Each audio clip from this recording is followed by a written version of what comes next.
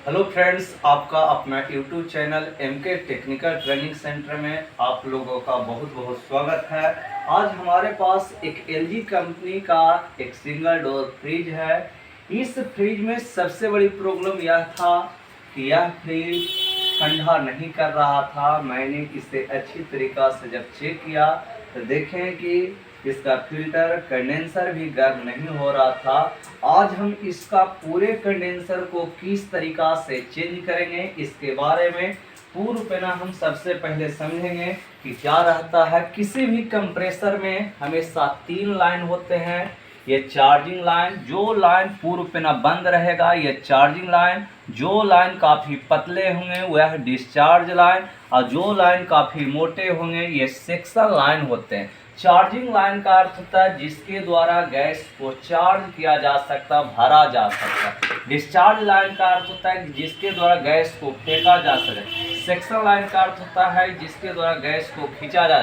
जिस प्रकार आप लोग देख रहे हो किसी भी ट्यूबवेल या किसी भी हैंड पंप या ट्यूबवेल में एक ओर से पानी खींचता है, दूसरी ओर से फेंक देता है, यही प्रक्रिया यह कंप्रेसर का होता है। यहाँ से फेंककर ये कंडेंसर होते हैं, जो जालीनुमा आकृति जो देख रहे हैं इसका नाम है कंडेंसर। कोई फ्रिज में अंदर ग्राउंड कंडेंसर होते हैं जो दिखाई नहीं पड़ते हैं, कोई फ्रिज में बाहर से दिखाई पड़ते हैं। इसमें भी 2 पाइप होते हैं, एक से ये घोल कर ये रिंग की आकृति को होता है। 190 लीटर का फ्रिज होते हैं जिसमें 8 रिंग होते हैं। इस प्रकार से हम पहचान लेंगे 190 लीटर या 210 लीटर का यह फ्रिज है। इसमें दिखाइए कि इसमें देख रहे हैं 1 2 3 लाइन। इसके अंदर यहाँ से जैसी ये इन हुआ, इससे आउट हुआ, इसके बाद इसके अंदर ही पाइप घुल कर इस फिल्टर के पास लाया जाता है। जैसे हम चेंज करेंगे तो यहाँ से इसको काट देंगे। काटने के बाद डायरेक्ट कंडेंसर को हटाने के बाद यहाँ पर न्यू फिल्टर हम लगाकर इसे वेल्डिंग कर देंगे। ये फिल्टर होते हैं, फिल्टर में सिलिका जेल होती है। सिलिका जेल का काम है कि नमी को अवशोषित करना। जैसे बरसात के मौसम में हम लोग जानते हैं कि कोई वस्तु अपने से नमी को अवशोषित कर लेता है। तो यदि इसके अंदर गैस का संचार हो रहा है, जैसी गैस इस फिल्टर के अंदर में है और इस गैस के साथ पानी यदि जाएगा तो गैस को ख़राब कर देगा, हमारा सिस्टम ठंडा नहीं होगा। इसलिए इसे बचाने के लिए इसके अंदर सिलिका जेल डाल दिया जाता है। सिलिका जेल का काम है नमी को अवशोषित कर लेना। इसके बाद 8 से 12 फीट का कैपिलरी ट्यूब, ट्यूब का अर्थ होता है काफ़ी पतले पाइप जिसके द्वारा सिर्फ गैस का संचार हो, तेल का संचार नहीं हो। इस 8 से 12 फीट का कैपिलरी ट्यूब लगा दिया जाता है। बहुत लोग सोचते होंगे कि 8 से 12 फीट का फ्रिज भी नहीं है, लेकिन इसमें 8 से 12 फीट का कैपिलरी ट्यूब कैसे लगा दिया जाता होगा। तो आपको सोचने की बात है कि इसे रिंग की आकृति, गोलाकार चूड़ी की आकृति के रूप में लगा दिया जाता है। इसके बाद हम समझेंगे कि इस जो हमारे जो फ्रिज होते हैं 2 सिस्टम से मिलकर कार्य करते हैं। एक मैकेनिकल सिस्टम होते हैं, दूसरा इलेक्ट्रिकल सिस्टम होता है। मैकेनिकल सिस्टम होता है कि वैसा सिस्टम जिसमें गैस का संचार होता है, वैसा भाग जिसके सभी पाइपों में गैस का संचार होता है। ये सारे जो पाइप आप लोग देख रहे हैं सब में किसका संचार होता है? गैस का। इसमें लाइन का संचार, बिजली का संचार नहीं होता। दूसरा होता है इलेक्ट्रिकल सिस्टम, वैसा सिस्टम जिसमें बिजली का संचार होता है, लाइन का संचार होता है, उसे इलेक्ट्रिकल सिस्टम कहते हैं। और ये जो कंप्रेसर है हमारे साथ 2 सिस्टम है, ये मैकेनिकल सिस्टम का भी कार्य करता है और इलेक्ट्रिकल सिस्टम का भी कार्य करता है। जिस प्रकार आप टुल्लू मोटर देख रहे हैं, इसी प्रकार की यह फराटा जो पंखे की जो बाइंडिंग की जाती है, इसी प्रकार का सेम बाइंडिंग इसमें भी किया जाता है। दिखाइए कंप्रेसर कटा हुआ निकाल के लाइए, यहाँ पे कटल का है, यहाँ पे निकालिए, वो आगे आगे अब कंप्रेसर की बाइंडिंग किया जाता है। देख रहे हैं कि जैसे एक कंप्रेसर को हम काटे थे, देख सकते हैं ये अंदर वाला जो भाग होते हैं ये स्टार्टिंग होते हैं और बाहर वाला भाग को रनिंग होते हैं। इसमें देख रहे हैं कि 3 पिन होते हैं, कॉमन, रनिंग और स्टार्टिंग। जो कॉमन को यहाँ पे देख रहे हैं कि 2 वायर को एक साथ जोड़ दिया जाता है। हम जानते हैं कि रनिंग और स्टार्टिंग को जब आपस में साथ जोड़ दिया जाता है जिसे हम लोग कॉमन कहते हैं, कॉमन पर हमेशा न्यूट्रल वायर दिया जाता है। और इसमें यही पिस्टन होते हैं जो आपको चला के दिखाते हैं। देख सकते हैं कि इस तरीक़ा से हमारा पिस्टन कार्य करता है। ज़्यादा वजन होने के कारण हम इस पर रख देते हैं। देखिए यही जो पिस्टन होते हैं, कोई भी फीटर हो या ट्रैक्टर हो या कोई भी जो जो डीजल से चलने वाले जितने भी प्रकार की गाड़ी होते हैं, कोई भी पार्ट्स होते हैं, सब में यही पिस्टन के द्वारा गैस को प्रेशर के द्वारा फेंकने का कार्य करता है कि जब कोई भी कंप्रेसर ओवरलोड होता है तो बार बार ट्रिप हो जाता है, अर्थात इसका जो पिस्टन होते हैं ठीक ढंग से कार्य नहीं कर पाते हैं, अर्थात इसके अंदर मैग्नेट नहीं बन पाता, जिसके कारण हमारा पिस्टन तो जो रिंग होते हैं, पिस्टन के अंदर पतले सा रिंग होते हैं, या रिंग कट जाने के कारण हमारा कंप्रेसर लोड नहीं ले पाता है।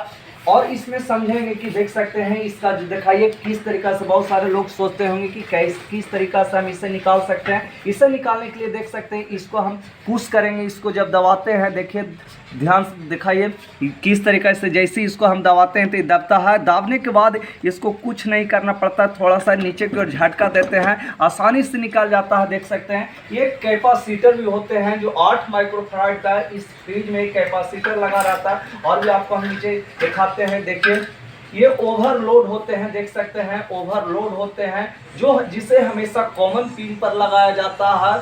और जो रिले होते हैं, रिले में ही फेस और रिले में हमेशा न्यूट्रल दिया जाता है, और कैपेसिटर का भी वायर इसी रिले पर ही लगा दिया जाता है, जिसके कारण यह हमारा फ्रिज ठीक ढंग से काम करता है। और इसमें आपको हम बताते हैं कि 69 नंबर का कंप्रेसर है, 69 जब भी इसमें लगेगा तो 69 नंबर का ही कंप्रेसर लगेगा।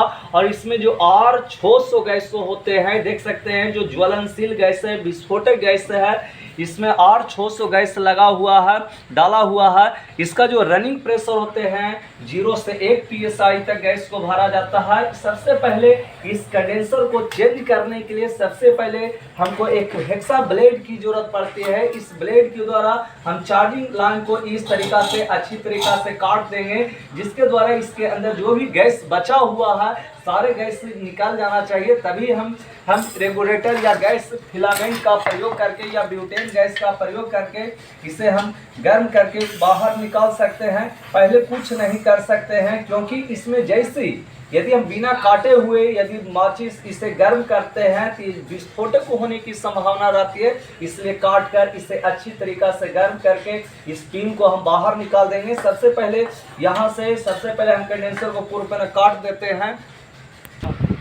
अब देख सकते हैं इसका जो दोनों जो पाइप था इसके अंदर जो डाला हुआ नजदीक से दिखाइए, ये दोनों पाइप को मैंने हेक्सा ब्लेड के द्वारा काट दिया है। ये इसी ब्लेड के द्वारा ये दोनों पाइपों को मैंने काट कर, इसका देख सकते हैं इसका फिल्टर को भी मैंने काट कर, इसका अर्थात जो पूरे जो सिस्टम है कंडेंसर को जो सिस्टम है मैंने पूरी तरह काट कर अलग कर दिया है। इसको भी हम अलग कर सकते हैं। देख रहे हैं कि किस तरीका से इसे पूरे कंडेंसर को देखिए किस तरीका से इसको काट कर मैंने अलग कर लिया है। देख रहे हैं कि इससे इन होते हैं, इससे आउट होते हैं, और जो फिल्टर है यही फिल्टर का जो पाइप रहते हैं इसके अंदर जोड़ कर दिमाग को पागल करने के लिए कंपनी वाले ने ऐसा बना दिया है, ताकि मिस्त्री जो अनपढ़ मिस्त्री रहे, जो पागल होते रहे। आज हम न्यू तरीका से किसी भी फ्रिज के अंदर कंडेंसर को हम लगाकर आपको दिखाते हैं कि किस तरीका से कंडेंसर को लगाया जाता है। आप देख सकते हैं कि सबसे पहले मैं फिल्टर में ही एक कॉपर पाइप को मैंने अच्छी तरीका से समा दिया है, क्योंकि ये जो जाली होते हैं, जो कंडेंसर होते हैं, लोहे होते हैं, लोहे और कॉपर के बीच में वेल्डिंग करना बहुत टफ हो जाता है, इसलिए इस तरीका का प्रयोग जरूर करना चाहिए। देखिए कि सबसे पहले इसे हम गर्म कर रहे हैं। गर्म करते समय पहले से ही जैसे कि ये गर्म होगा तो इस पर जो वेल्डिंग रड होते हैं इसे अच्छी तरीका से पिघलाना चाहिए, ताकि ये जो ब्रिजिंग है 100% परफेक्ट हो सके। क्योंकि इसके ऊपर फ्लक्स पाउडर भी डालने की कोई आवश्यकता नहीं पड़ती है, क्योंकि ये जो पाइप हैं ये कॉपर की पाइप होते हैं। कॉपर के पाइप के बीच में फ्लक्स पाउडर की आवश्यकता नहीं होती है, ये आसानी से पिघल जाते हैं। देख रहे हैं कि किस तरीका से हम ब्रीजिंग कर रहे हैं, इसमें किसी भी प्रकार की समस्या का सामना भी नहीं करना पड़ता है। एक बार में ही इसके ऊपर जो ब्रीजिंग की जो क्रिया होती है ये आसानी से हो जाती है। देख रहे हैं कि इसे हम अच्छी तरीक़ा से ब्रीजिंग भी कर रहे हैं, ताकि ये आसानी से इसके ऊपर ब्रीजिंग रड जो होते हैं, वेल्डिंग रड जिसे कहते हैं, गैस वेल्डिंग के द्वारा ये आसानी से पिघल जाता है। देख रहे हैं कि किसे भी आसानी से मैंने पिघला दिया है। इसका जो परफेक्ट, अब देखिए जूम करके जो 100% परफेक्ट वेल्डिंग हो चुका है, कहूँ भी एक तनिक सा भी लीकेज की संभावना नहीं है। अब इससे इस फिल्टर को इस कंडेंसर में जब हम लगाएंगे तो अच्छी तरीक़ा से वेल्डिंग पकड़ लेगा। सबसे ज़्यादा लीकेज होने की संभावना इसी स्थान पर होते हैं जब न्यू टेक्नीशियन होते हैं, जो बनते हैं, यहाँ पर इस फिल्टर के साथ कंडेंसर के साथ डायरेक्ट वेल्डिंग मारते हैं। डायरेक्ट वेल्डिंग मारने के कारण ये सही रूप से नहीं पकड़ पाता है, क्योंकि इसका जो अगला जो मुंह होते हैं, जो छिद्र होते हैं, काफ़ी बड़े होते हैं, जिसके कारण आसानी से ज्वाइंट नहीं होता। इसलिए मैं सबसे पहले एक कॉपर की पाइप 1/4 साइज और 1/3 साइज का मैंने अच्छी तरीक़ा से इसके अंदर वेल्डिंग कर दिया है, ताकि लीकेज होने की संभावना ना हो सके। इसलिए इसे ठंडा करने के लिए आपके पास थोड़ा सा पानी की भी ज़रूरत तो होना चाहिए, जिससे आसानी से ठंडा हो सके। देख सकते हैं, इसे ठंडा करने के लिए आपके पास पानी भी होना चाहिए। और इसके बाद इसमें हम लगाकर वेल्डिंग करते हैं कि इस फिल्टर को मैं कंडेंसर के साथ जब वेल्डिंग कर रहे हैं, इसे वेल्डिंग करने के लिए फ्लक्स पाउडर की आवश्यकता होती है, क्योंकि फ्लक्स पाउडर के द्वारा लोहा और कॉपर के बीच में वेल्डिंग करना बहुत टफ हो जाता है, आसानी से नहीं चिपक पाता है। इसलिए इसे वेल्डिंग करने के लिए हमारे पास एक फ्लक्स पाउडर भी ले लेते हैं। देख रहे हैं कि इस फ्लक्स पाउडर को मैंने इसमें लगाकर इसे अच्छी तरीक़ा से जब यहाँ पर डालते हैं, तो जिसके द्वारा आसानी से वेल्डिंग हो जाता है। देख रहे हैं कि इस वेल्डिंग रॉड को मैं पिघलाकर यहाँ पर चिपकाने का काम कर रहे हैं। देख रहे हैं कि किस तरीक़ा से ये वेल्डिंग रॉड आसानी से चिपक जाता है। इसमें ज़्यादा भी आपको देने की ज़रूरत नहीं पड़ता है, थोड़ा सा भी आप वेल्डिंग रॉड का प्रयोग यदि कर रहे हैं तो आसानी से चिपक जाता है, क्योंकि जो फ्लक्स पाउडर होते हैं ये सारे गंदगियाँ को साफ करने का काम करता है। और देख रहे हैं कि इसे आसानी से मैंने चिपका दिया है। थोड़ा सा इसे ठंडा होने के बाद ही छोड़ना चाहिए, क्योंकि थोड़ा सा यदि हिलने डुलने पर ये वेल्डिंग आसानी से कवड़ जाता है। इसलिए ताकि जब तक ये ठंडा ना हो सके तब तक आपको एक हाथ से पकड़ कर रखना चाहिए, हिला डुला कर नहीं रखना चाहिए, क्योंकि लोहा कॉपर के बीच में जल्दी छोड़ने की संभावना रहती है। वेल्डिंग अच्छी तरीक़ा से नहीं भी पकड़ पाता। यदि कॉपर की यदि पाइप होता तो वेल्डिंग आसानी से पकड़ लेता। अब देखिए, इस कंडेंसर में सबसे पहले मैंने फिल्टर भी लगा दिया था। अब इसमें चार्जिंग लाइन में भी हम NRV पिन को मैंने जोड़ दिया, और इसका जो पाइप था, कंडेंसर का जो पाइप था, इसका डिस्चार्ज लाइन में भी मैंने अच्छी तरीक़ा से वेल्डिंग कर दिया। अब इसको जो कैपिलरी ट्यूब है, कैपिलरी ट्यूब को फिल्टर में इस तरह का आपको दिखाइए कि कैपिलरी ट्यूब में कितना सा महीन छिद्र होते हैं, जैसा कि आपको एक बॉल की तरह दिखाई पड़ेगा। बहुत महीन छिद्र होते हैं। इसके द्वारा उधर लो प्रेशर होते हैं और ये हाई प्रेशर में भेजने का कार्य करता है, क्योंकि इसके में यदि हम मोटे पाइप लगा देंगे तो हमारा सिस्टम में रखे हुए कोई वस्तु को ठंडा नहीं कर पाएगा। इस तरीक़ा से सबसे पहले इसमें हम इसे अच्छी तरीक़ा से समा देंगे। देख रहे हैं कि इसे अच्छी तरीक़ा से समा दिया है, और इसके द्वारा इसे हम वेल्डिंग भी कर देंगे। बहुत सारे लोग कहेंगे कि इसमें आप सर फ्लैक्सिंग भी नहीं किए। क्यों हम फ्लैक्सिंग नहीं किए? क्योंकि यह जो मेरा कंडेंसर था, न्यू कंडेंसर था। यदि पुराना कंडेंसर में हम फिल्टर चेंज करते तो यहाँ पे हम अंगूठे के द्वारा इससे सिस्टम को चालू करके इसे पूरे कंडेंसर का मैंने फ्लैक्सिंग करता, लेकिन इसमें फ्लैक्सिंग करने की कोई ज़रूरत नहीं है। डायरेक्ट यहाँ से वेल्डिंग गन के द्वारा इस पाइप को खोलकर सेक्शन लाइन को खोलकर इसका हम फ्लैक्सिंग करेंगे, क्योंकि ये एवोरेटर का भी फ्लैक्सिंग नहीं हुआ है, क्योंकि न्यू एवोरेटर भी मैंने नहीं लगाया है। और इससे पूर्व पहले जब फ्लैक्सिंग कर लेंगे, या फ्लैक्सिंग करने के पहले ही इसे हम प्रेशर चढ़ाकर हवा भर कर इसे अच्छी तरीक़ा से हम चेक करेंगे कि जहाँ जहाँ मैंने वेल्डिंग किया है ये वेल्डिंग सही है कि नहीं है। इस तरीक़ा से अब आपको हम दिखाएंगे कि किस तरीक़ा से कैपिलरी ट्यूब को वेल्डिंग कर दिया जाता है। वेल्डिंग करने के बाद इसे भी खोलकर मैं इस सिस्टम को चालू करने के बाद इसमें अच्छी तरीक़ा से प्रेशर भरने के बाद R600 गैस को मैं डाल दूँगा। अब देखिए कि इसका मैंने अच्छी तरीक़ा से इस कैपिलरी ट्यूब को मैंने जोड़ दिया, और इसका जो भी सेक्शन लाइन था, सेक्शन लाइन को भी मैंने अच्छी तरीक़ा से खोल दिया है। ताकि इसमें किसी प्रकार की दिक्कत ना हो जाए। अब इसमें हम क्या करेंगे कि इस सिस्टम को मैं चालू कर कर इसका पूरे एवोरेटर का अब इसका फ्लेक्सिंग करेंगे। अंगूठा लगाने के बाद इसका 4 से 5 मिनट या 10 मिनट तक फ्लेक्सिंग करने के बाद इसे वेल्डिंग गन के द्वारा वेल्डिंग कर देंगे। इसके बाद इसमें प्रेशर भर कर आपको हम चेकिंग करके दिखाएंगे कि यह हमारा सिस्टम लीकेज भी है क्या है, कि जहाँ जहाँ वेल्डिंग मारे हैं यहाँ झाग लगा कर हम चेक करेंगे। इसलिए अब जो अगला वीडियो बनाएंगे इसमें किस तरीका से प्रेशर भरा जाता है इसके बारे में आपको हम बताएंगे। इसलिए वीडियो देखने के लिए बहुत बहुत धन्यवाद। और जिन बच्चों को इलेक्ट्रिक का काम सीखना चाहते हैं तो स्क्रीन पर दिए गए नंबर पर संपर्क करें। अब आप लोग का हम पहले बता चुके थे कि किस तरीका से कंडेंसर को लगाया जाता है। इसके बाद कंडेंसर को मैंने चेंज कर दिया था, फिल्टर चेंज कर दिया था और इसका फ्लेक्सिंग भी पूरे एवोरेटर को करने के बाद आज हम इस पूरे सिस्टम का वैक्यूम कर रहे हैं। देख रहे हैं किर्लोस्कर कंपनी का मेरे पास 1 स्टेज का वैक्यूम पंप है, जो सबसे बेस्ट कंपनी का जो किर्लोस्कर होते हैं, जो सबसे अच्छा होते हैं। 1 स्टेज से ही आपको किसी भी प्रकार के सिस्टम का वैक्यूम करना है। इसके लिए सबसे पहले आपको एक कंपाउंड गेज, जो कंपाउंड गेज होते हैं जो हरा कलर का होते हैं, इसमें 2 लाइन होते हैं, एक सामने की ओर, एक मीटर के सामने की ओर होते हैं, एक हैंडल की ओर होते हैं। जो मीटर के सामने की ओर होंगे इसका पाइप हमारा सेक्शन जो सिस्टम होते हैं इस सिस्टम के NRV में लगेगा, और जो दूसरा जो पाइप होंगे हैंडल के जो सामने की ओर होंगे जो हमारा वैक्यूम पंप में लगेगा। और इसमें R600 गैस है, आपको दिखा रहे हैं, लिखा हुआ दिखाइए R600 गैस है, जिसमें आइसोब्यूटेन, जो आइसोब्यूटेन होते हैं जो ज्वलनशील गैस होते हैं, इसमें आग लगने की संभावना ज़्यादातर होते हैं। आज आपको हम ये भी दिखाएंगे कि आइसोब्यूटेन को कैसे जलाया जाता है। अब इस पूरे सिस्टम को कम से कम 10 से 12 मिनट तक आपको पूरा इसी किर्लोस्कर कंपनी का 1 स्टेज के वैक्यूम पंप से वैक्यूम करना है। हम चालू करें, देख सकते हैं चालू कर दिए हैं तो इसका जो सुई है ये माइनस की ओर आना चाहिए।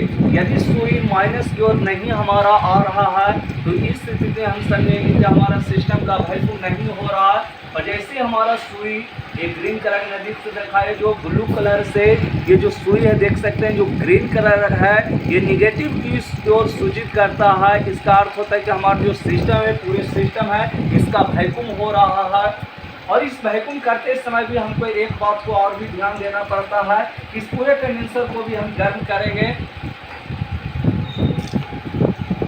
इस पूरे सिस्टम का मैं वैक्यूम कर रहा हूँ। बरसात के मौसम में आपको इसके अंदर मॉइस्चर चोक हो जाते हैं, नमी घुस जाते हैं, जिसके कारण हमारा सिस्टम चोक हो जाते हैं। इस चोक होने से बचाने के लिए आपको वेल्डिंग गन की सहायता से इस पूरे पाइप को आपको गर्म करना है, ताकि इसके अंदर जो भी नमी रहे ये आसानी से बाहर निकल सके। इस तरीक़ा से आपको पूरे पाइप को जैसे हम गर्म कर देंगे, इसके अंदर जो भी नमी रहेगा सारे नमी भाप के रूप में बाहर निकल के इसको पूरे को खींच लेगा इस तरीका से। और भी एवोरेटर को भी इस तरीका से आपको गर्म कर देना, ताकि इसके अंदर जितनी भी नमी है सारे नमी को अवशोषित कर ले वैक्यूम पंप, जिसके कारण हमारा सिस्टम चोकिंग ना होगा। यह प्रक्रिया आपको अंदर भी एवोरेटर में भी कर देना है और बाहर कंडेंसर को भी अच्छी तरीका से इस तरीका से गर्म कर देना है, लौ दिखा देना है, जिसके कारण हमारा सिस्टम सही रूप से कार्य करेगा। जैसे हमारा 10 से 12 मिनट तक वैक्यूम हो जाएगा, इसके बाद हम क्या करेंगे कि हम गैस को भरेंगे।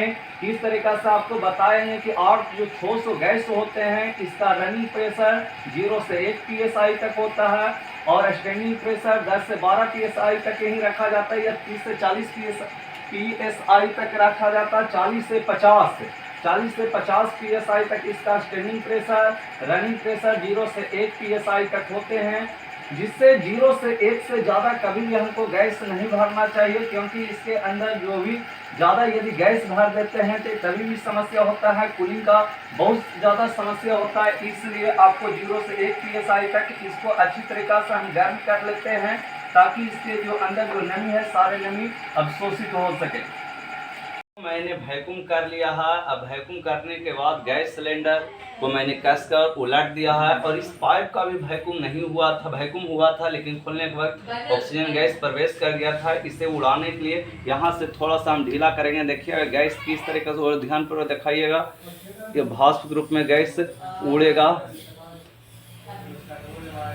देख सकते हैं किस तरीका से गैस उड़ रहा है। ठंडा हो गया।